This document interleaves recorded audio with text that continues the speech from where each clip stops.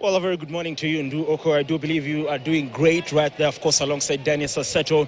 I am at Kencom right here at the heart of the Central Business District of Kenya's capital, Nairobi. And like you rightly put it, today is a very big day for the country, despite the fact that, of course, a few Kenyans that I've spoken to are not even sure of whatever is happening today. Many of them are unaware that today the budget highlights will be presented before the National Assembly by the CS for Treasury, that is John Mbadi. But before I, give you an overview of what is happening here, allow me to just engage a few Kenyans who are here to let us know what they make of the budget, whether they do know that the budget is being presented today before the National Assembly.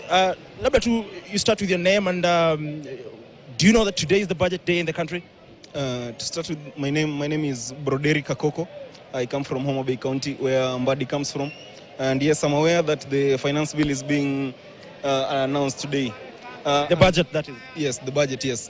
And some of the things that I've read about it is that it's quite a good thing progressively.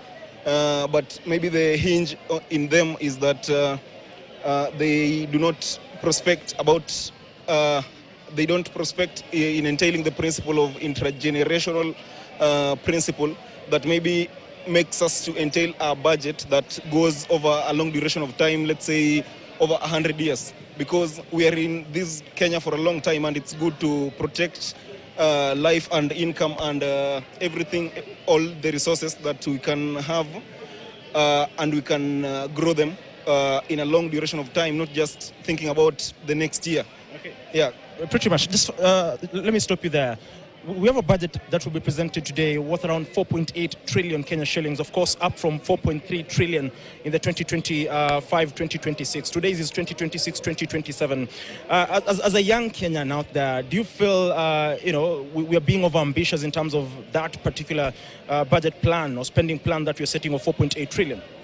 No, I don't think it's overambitious, because I've done a few projects that show that this country might be here for such a long time, and only thinking about this year won't be enough. This rationale comes from, because I'm a party leader for the Kenya Republican Party, we are in the process of making all these things.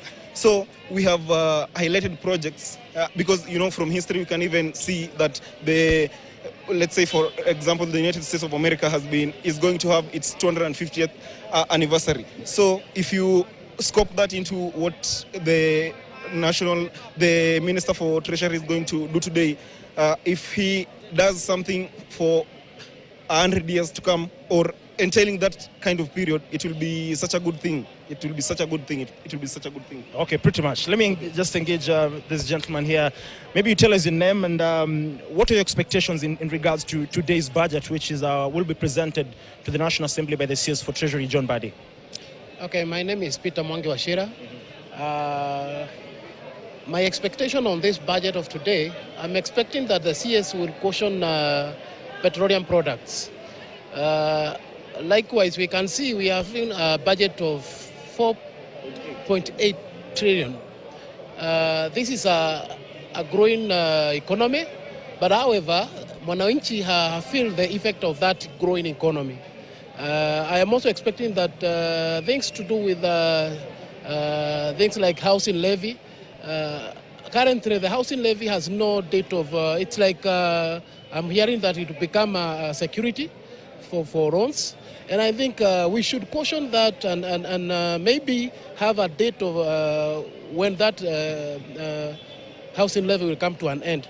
Because if we take that housing levy for perpetuity, bila kujua hii housing levy itawahi kuisha lini na itatumika mpaka lini, I think we should have a policy where it will state clearly that we are going to have this housing levy up to this year, and from there, maybe it can be converted to something else. Okay, ukiangalia hiyo budget, kuna vitu kama education wamekuwa allocated 781 billion. Ukiangalia health, kuna 175 billion. If you look at agriculture, there's been a negative deviation from the previous budget. We had around 117 billion imekuwa kwa agriculture, but this time around imepunguzwa by almost 9 to 10 billion to 107 billion. From where you stand, from where you sit rather, do you feel your reduction allocation to the agricultural sector itakuwa na negative impact in regards to, because we are a country that depends on, agriculture. We have parts of the country that are heavily dependent on agriculture. The Rift Valley region, we have farmers in, central Kenya who do potatoes. We have maize farmers in Trans Nzoia. So I don't know what you have to say in regards to that particular, reduction in the allocation to the agricultural sector. I would say that this time round, it's like the government is missing the point on that, because Kenya, we depend on agriculture. Agriculture is our backbone, and if we don't support sustainability of food in this country, then it becomes a crisis, because the population is growing, and to feed this population, you need agriculture to be highly supported. Tukiangalia kupunguza budget ya agriculture, that is to say, subsistence in farm products itakuwa ngumu. Hata kama president ana advocate for subsistence of fertilizer, then in the other hand, budget ya agriculture inakuwa subsidized, inapunguzwa. That is to say, bado agriculture sector ndio backbone ya Kenya na tunafaa kuisupport effectively, na hapo naona kuna shida kidogo kwa kupunguza budget ya agriculture. At least wangepunguza maybe budget nyingine, tuseme kama development, nimeona wameweka 850 billion, something like that. Na hizi development zinafaa kuwa zimewekwa kwa every year we have a development yenye inakuwa sustainable, inaweza kufikika. Na agriculture pia ina support sana development, kwa sababu mwananchi akiwa ana uwezo wa kujitegemea chakula yake, anaweza kufanya maendeleo yake binafsi bila kutegemea serikali.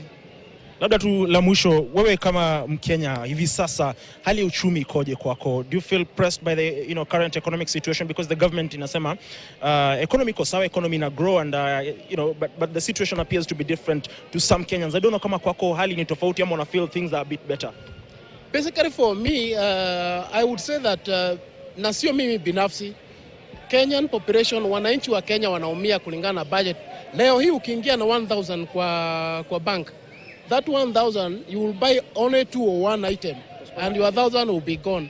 So the effect of the economy kwa mwananchi, we are really feeling the weight, and I think we should get something to subsidize hizo effect ya mwananchi budget. Sawa, shukran sana. Allow me to engage just one more person here. Labda utuambie jina lako, kazi ambayo unafanya, na maoni yako ni gani kuhusu hali ya uchumi sasa hivi? Hello, mimi naitwa Morris Njoroge. Kwa YouTube wanajua kama JJ the Toy Maker. Mufanya art and creativity na kuchora na graffiti vile President Ruto alituambia. But sai kindly vile mimi naweza sema, okay, hii economy iko high. Me sai, I have 3 kids. Pampers inanidai, shule inanidai. Sai wale watu wanapanda gari hapo akienda Kenyatta, wana complain, SHA is not working. Ache kutudanganya. Speak the truth. Haezi nunua kila mtu na kila kitu. Tuongee tu kweli ile iko. For real. Haezi nunua kila mtu na kila kitu. Lakini Mungu atatutetea. Hiyo kililio ya Kenya kila mtu analia. Sikudanganyi, atalipa. Hiyo damu yake Mungu yuko juu, atalipa. Kwa sababu sisi tunaumia. For example, tourism ilianguka. Haya, education ndio hiyo. Tunaambiwa ati anasimama kwa jukwaa anasema ati mimi nimetengeneza shule ya kwenda huku, nimetengeneza SHA gani? Hakuna SHA na hakuna education inaendelea. Ruto, wacha kudanganya watu. Hauwezi nunua kila mtu na kila kitu. In Jesus name, Mungu akutoe hapo. Na si kwa ubaya, na sijakutukana ama kuongea vibaya, but reality ni ile kitu iko. Economy sasa hivi leo umetuwekea. Population inaenda ikigrow. Sasa hii hapa fellow touts. Hapo unajua ni watu wangapi wanalea?